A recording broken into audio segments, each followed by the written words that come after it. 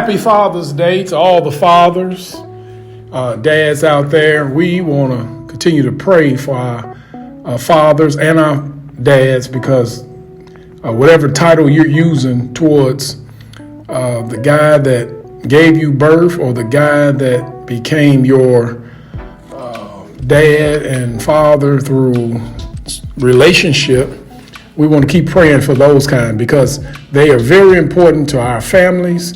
Our families are suffering because of fatherless homes. That's right, fatherless homes.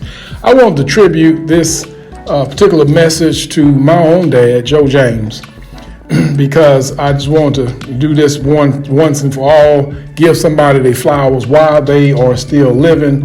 We shouldn't have to wait till somebody pass away for them to be able to, for us to have something good to say about them. So I want to attribute this to my father on Father's Day, Joe James.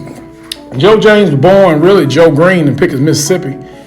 His name was changed by his mother when his mother married Wyatt James. Wyatt James, she took on his last name, and Joe Green went from Joe Green to Joe James. Joe was he was an athlete. He was a chess player. Told so many stories to me about Pickens, Mississippi, about and his upbringing down in Mississippi, and why they had to leave Mississippi, and the story about Perry Holloway, and stories about Mississippi and all the tragedies that was going on in Mississippi. And then he told me a lot about him being a teenager, him working at McDonnell Douglas, just all the natural struggles that people go through. And my dad is in his 70s at this point, but one thing that I learned about my dad, and there's a lot of lessons I want to share with you all about my dad.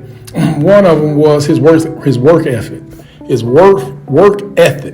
I seen my dad go to work every day, including holidays. One of the things when I seen him go to work on holidays is that he was proud to go to work when nobody else was going to work. That seems so strange to me, but that's what he did. And one of the holidays he always was proud to go to work on was Martin Luther King Day.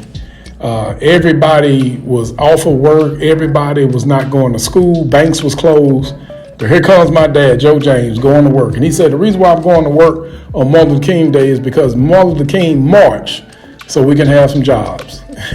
And so that was, he had a strong work ethic. It was good for me as a kid to see somebody going to work and providing for their family, and things that we had like toys and food and clothes and stuff that we enjoyed was all because somebody went to work. It was good that my mom went to work, because my mom, Cheryl, she went to work also, but it's good for a little boy to see his dad go to work. I hardly seen him take a day off, really. I realized the reason why, the things that I had is that he couldn't take days off because he had to pay bills. And I even seen when they had many strikes, jobs go through many strikes, I seen that he just didn't sit around the house. He didn't sit around the house complaining, blaming the white man, blaming the job. Though he went to the strike line and things like that, but he got his own.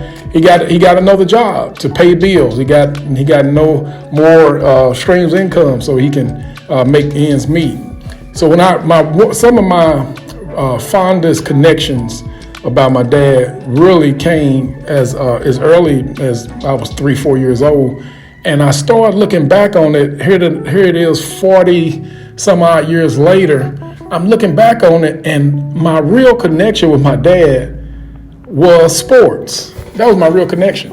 As far back as I can remember, the connection, everything we talked about, everything we did, places we went, conversations we had, it was all surrounded about sports. That was his connection with me. That was my connection with him about sports.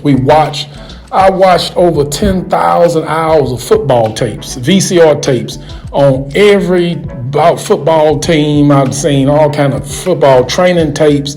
We had football books. Football was just coming out our ears. That was his favorite sport, football. And so when I look at like my first coaches, all my coaches had a profound influence on me. But Joe James was my first coach in life as well as in sports. He always highlighted coaches like Vincent Lombardi and Tom Landry and John Madden and Don Shula, many more that he could have named, but he liked to see those coaches that was very successful. That was his model of mentorship as a coach. And Joe made a net work. He made a net one day in the backyard because I wanted to play quarterback, and I'm about 19 years old. He made it out of wood and some clotheslines, man, and he told me to throw that ball in there thousands of times. Man, I was out in the yard for hours just throwing the ball. He said, run to the left, run to the right, and throw that ball. Keep that, hit the target. And we just did it over and over until we wore a hole into that little net he made, and then he fixed the hole so I can keep on doing it again. And I learned some lessons about just repetition, continuing doing the same thing over and over again, and getting better results and the same results, man. It was just by repetition. All the sports, man, we played. My dad, we played, wrestling. I wrestled. Basketball, baseball, football. Any sport I wanted to play, any sport I wanted to try, man, he was there. And so my first coach on wrestling, he was the first coach with wrestling. He taught me how to do fireman carry, headlocks, double leg takedown, single leg takedown. Me and my brother Joey, he would always have us up there wrestling each other. And just working on the moves over and over again. Basketball, when I wanted to play basketball, he put a goal in the backyard on the garage, and here it is. It wasn't even 10 feet, but it was enough for me to practice on over and over again, countless hours.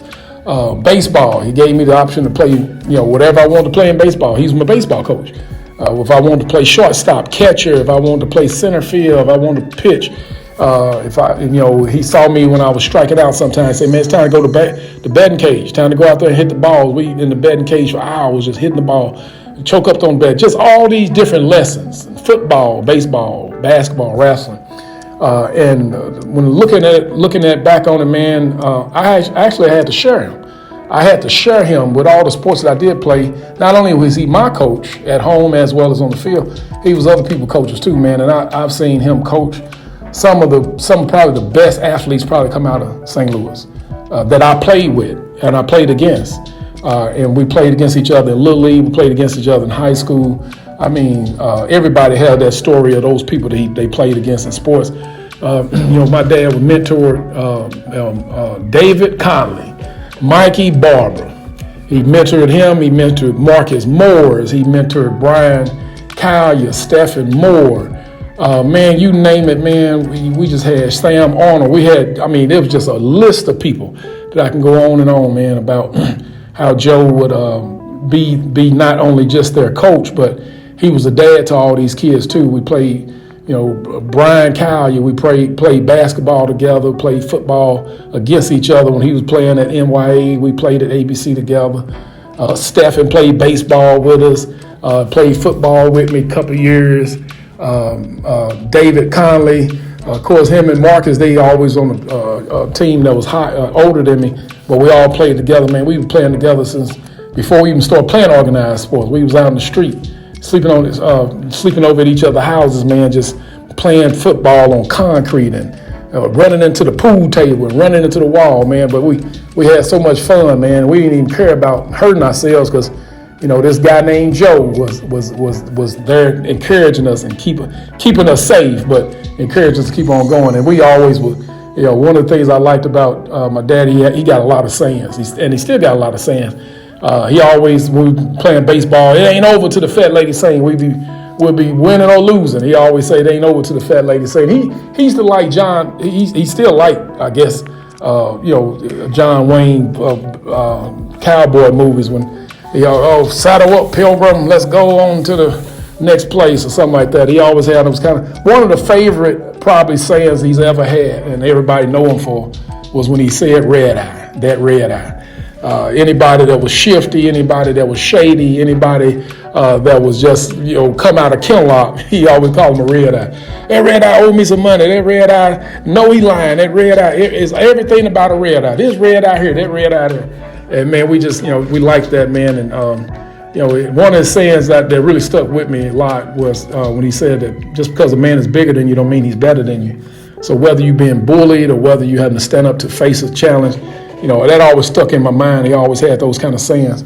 And you can respect the person that have those kind of sayings that's telling you not just about right here, but it's about 10, 15, 20 years in the future. Just because somebody's bigger than you don't mean that he's better than you. And as I'm talking about Joe James, he never was perfect. Never was perfect. No man is perfect. Nor was Joe James. My dad was. He didn't legally marry my mom, but even though they stayed together for 2 decades or more, he never legally married her. But I still saw him be a man, take care of his responsibilities with her and us as a family. He was always late to everything. One of his biggest imperfections is always late. My mom would say, "Man, you're gonna be late to your own funeral. You late for everything." We would come to baseball games late, football games late. Man, if we didn't get there on time, we was always 15, 20 minutes late. I'm surprised we didn't forfeit a lot of those games, all because we always got to the games late. So when sometimes he saw things one way, you couldn't change his mind. He was very stubborn like that. He's always long-winded, man. I remember just countless of times he always be the life of the party. One thing Joe James known for was talking, then talking some more. After games, after practice, if we talking about sports, or we in the sports arena, man, we might well go ahead and go somewhere and play or sit down or go to sleep, because Joe is going to talk for hours and hours and hours and hours. His understanding of God at the time I was young actually was kind of just basic, traditional, but he encouraged us to go to church on Mother's Day, Easter, Christmas, just like traditional families. And those seeds was good seeds, because definitely I wouldn't have the thirst to be able to read and study the Bible without those understandings from him and my mom. But when I look at just being as a kid, and you got a dad that sometimes have to be not just a dad to you, but a dad to hundreds of other kids, you learn to have to start sharing, even though you don't want to share. You learn to have to start sharing your dad. So I'm glad that he imparted of me wisdom, even especially in business and my understanding of business. He planted seeds of entrepreneurship early in me, early on when he make me shovel the snow or cut the grass. He did it, and I had to do it for free. I was getting an allowance for a little while, but then I had to start doing things for free, like shoveling the grass, shoveling the snow or cutting the grass. And then I started getting when it snowed, I started going down the street and shoveling this person's snow. And then I got a couple of yards I was cutting for $10 at that time, front and back. So he taught both of us. He taught me and my brother Joey Barber. He taught us about business. He taught us business really from an early age about carpentry. I can remember, man, down in the basement we had a workshop down there, and he had every tool imaginable. But he taught us how to build our own toolbox. That was one of our first projects. Even though we worked on other projects with him, like this thing called the water bed.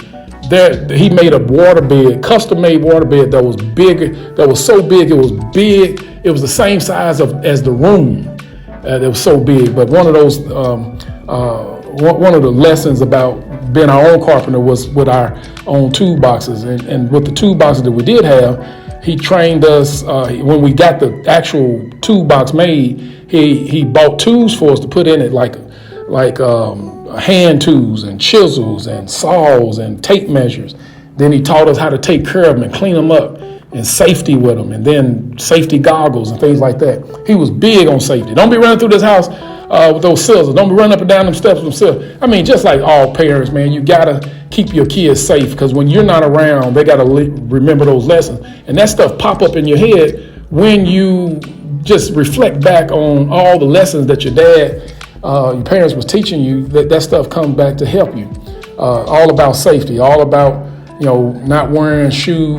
Wearing shoes inside and outside, and work boots when you working on something. You always got to put on some steel-toe shoes or something like that, because his job at McDonnell Douglas that ended up becoming Boeing was in safety and maintenance. So he was always about greasing stuff and taking care of the car that he gave me as a teenager. Of course, I ended up totaling the car out, but he taught me how to change the oil and how to check on things like that, man. And some things I got right, some things I got wrong. But some of the things some of the lessons that I really respect about my dad was really happened in school. From kindergarten to 5th grade, school was real easy to me. Man, it was not even a challenge. But when I got into 6th grade and I got at the Airport Elementary School, I started, because school was not a challenge for me, I created a challenge for me, and I became the class clown. I was class clown. I was throwing spitballs. I was sticking people with pens. I was tearing up people for home. I was doing I was a menace. But one day they called, it was towards the end of the school year, 6th grade. Mr. Walker was my teacher. The counselor, school counselor, Mr. Walker, called my parents up to a conference. And my dad came up there and he was listening to, Jarvis is capable of doing the work. And if y'all want us to, we'll pass them to the next grade. But if you let us, we'll just go ahead and keep him back, because his behavior has been not up to par, and he's not doing his work. Even though he's capable of doing work, he's not doing his work. And they gave my parents an option to fail me or to send me forward. And Joe picked the option. No, do what y'all think is needed. He needs to learn.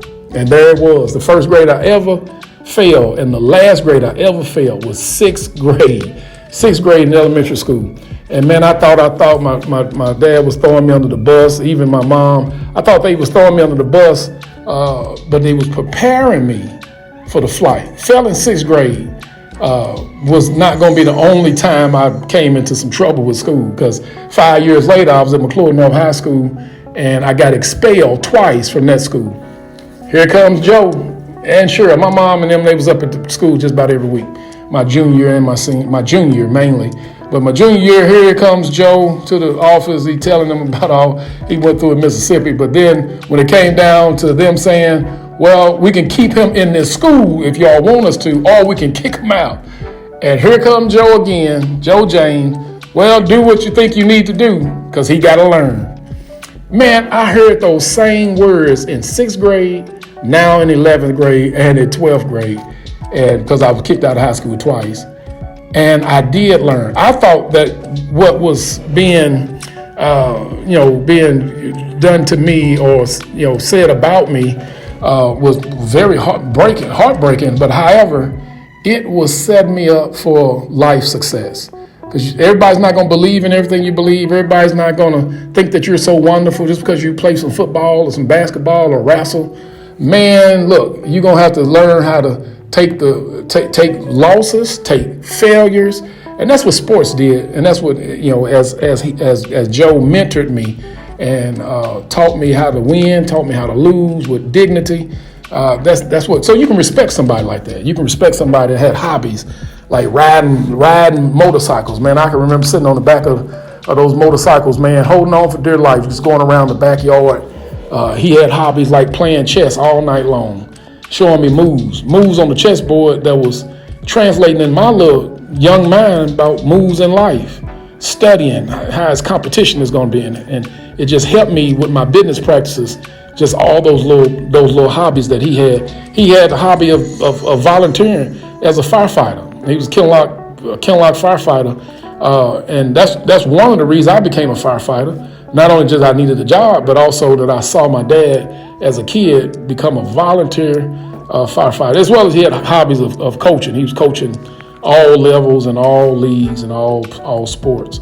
And so, I've learned actually a lot of lessons about how to win, how to lose, how to have character, how to have structure, how to have just being repetitive on the same thing over and over again until you get it right.